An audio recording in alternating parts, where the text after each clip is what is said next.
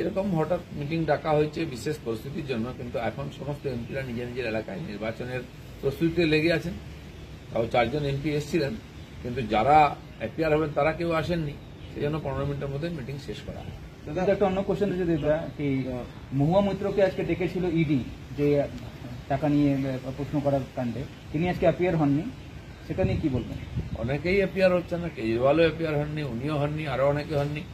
অনেকে আগে এরকম 8-10 বার করে হননি, কিন্তু তারপরে যখন হয়েছেন আর বাড়ির ভাত খেতে পারছেন না, এরকম না হয়ে যায় সেই ভয়েতে আসছেন না।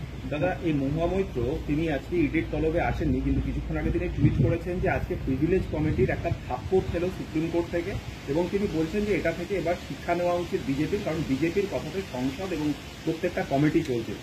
উনি কতবার থাপ্পড় খেয়েছেন? প্রিভিলেজ কমিটির একটা প্রক্রিয়া, কমপ্লেন হলে তার শোনার জন্য স্পিকার বলেন, আর এটা চলতেই থাকে। উনিও কোনো কমিটির মেম্বার আছেন, উনি জানেন কি করে চলে, কিন্তু যিনি নিজে পালিয়ে বেড়াচ্ছেন ইডির হাত থেকে, তিনি আবার কিসের দিকে প্রশ্ন তোলেন?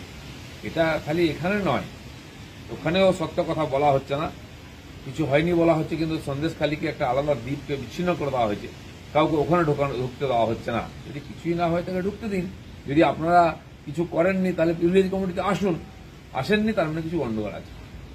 মমতা বন্দ্যোপাধ্যায় তো বলছেন তিলকে তাল করছেন, সন্দেশখালীতে এরকম কোনো ঘটনা হয়নি, শুধু বিজেপি এটাকে না, আমাদের ওটাই প্রশ্ন, উনি কেন যাচ্ছেন না? উনি বলছেন মিথ্যা কথা বলছে, বাইরে মহিলা আছে, কেন পুলিশ তাদের অ্যারেস্ট করছে না? তারা পুলিশের সামনে কি করে বাইট দিচ্ছে? তো যে পালিয়ে বেড়াচ্ছে সেও বাইট দিচ্ছে, যাদেরকে উনি মিথ্যাবাদী বলছেন তারাও বাইট দিচ্ছেন, কেন পুলিশ ধরছে না? তিনি কেন দল পাঠাচ্ছে না যারা একটা ছানবিন করে তাদের সঙ্গে কথা বলে দেখে নেবে তারা কোনো কোথাও মহিলা হয়েছে কিনা? যারা মহিলারা নিজের উপর অত্যাচারের বর্ণনা দিচ্ছেন সমান সামনে এসে, কখন লোকেরা দেয়, কোন পরিস্থিতি দেয়? তারা মুখে গামছা রেখেছেন।